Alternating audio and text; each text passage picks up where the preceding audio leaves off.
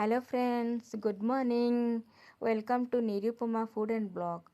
आज मोर बहुत काम। आज सकाळु मु उठिली आ बहुत सारा काम थिला।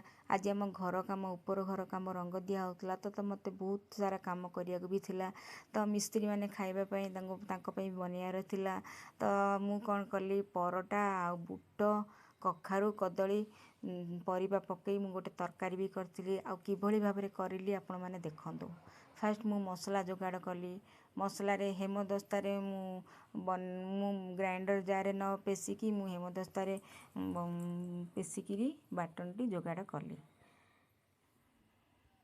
फास्ट कड़े गोटे गैस रे बसईदेली टिके तेल फुटेदेली। जहाँ परिबा तक मु काटिली ताकू मते सेतेरे जोगाड़ी भाजी नेली। तापर ताकू काढ़ीदेली।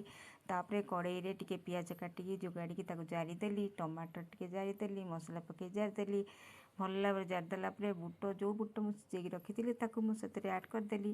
तापर रुटी तापर पानी जोगाड़ करदेली। तापर घोड़े देली। तापर मोर बुट तक रेडी होगला। तापर रुटी तैयारी कली। ए देखंतु रुटी